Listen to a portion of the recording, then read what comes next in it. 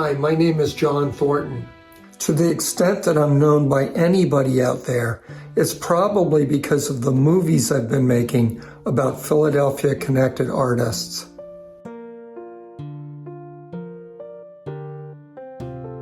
But I used to be a painter too, and in the late 80s and early 90s, I had what was probably my own little heyday.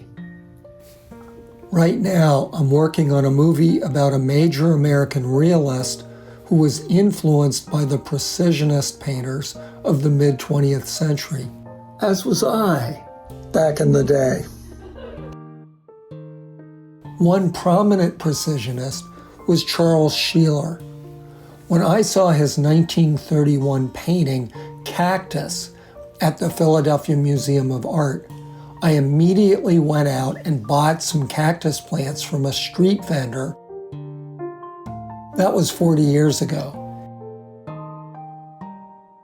In those days, I often used houseplants in my cubistic still life paintings. I had a number of shows at Roger Lapel Gallery. In 1986, I got into a prestigious exhibition at the Art Alliance called Contemporary Philadelphia Painting. You can see my appropriation from Charles Sheeler's painting, not only the cactus, but also the lamp. The paper airplane was entirely my own contribution.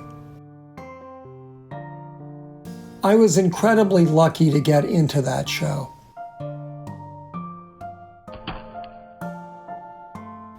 It featured a number of my artistic betters, some of whom I eventually made movies about. In 1988, I got into a juried show at the Delaware Art Museum and managed to talk them into giving me my own solo show the next year. It was the first and only time that I felt the warm, soul-nurturing glow of intense jealousy from my artist friends. When John had his art show at the museum, I was filled with jealousy and rage. It took me years to get over it. The final chapter of my heyday as a painter was being accepted into the 1990 juried show at the Philadelphia Museum of Art called Contemporary Philadelphia Artists. You never know how things are going to play out. At the peak of my painting career, drunk on my own success, I almost killed my cactus.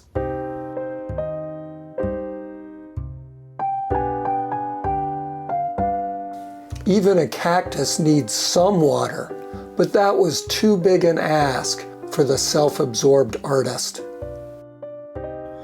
When I realized what my depraved indifference had achieved, I felt horrible. I got down on my knees. I'll do anything, just let my cactus live. John, your selfishness wounds me very deeply. I command thee to quit painting and start serving other people. I shall create the iPhone and YouTube. With these holy tools, thou shalt document the artists of thy community. I made the switch from painting to filmmaking and have never regretted it.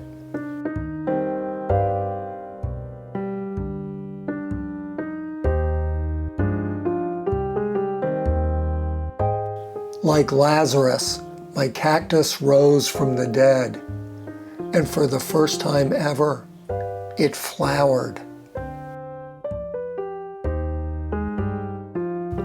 Reveling in the jealousy of friends over an art world success is weak tea compared to feeling truly useful, which I believe my movies have been.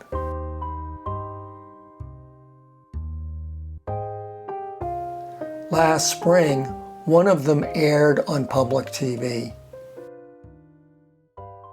Hello, everyone. I'm Tracy Matisak here in our WHYY studios. Don't go anywhere because you are in for a treat. We are about to show a film about Mo Brooker, an artist from Philadelphia. Many of you know his name, and I have the pleasure of sitting here with the filmmaker, John Thornton. John, thank you so much for making this film about an artist who is beloved in Philadelphia and beyond. I truly appreciate this opportunity. In Philadelphia, there is a very strong community of artists, and what I've been trying to do over the years is to document that community. Of my fellow artists from the 1990 Philadelphia Art Museum show, I've made movies about 28 of them so far.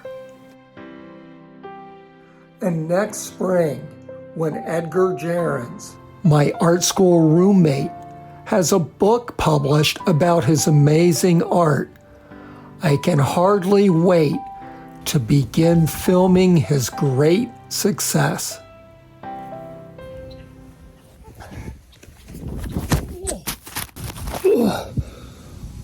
I'm okay.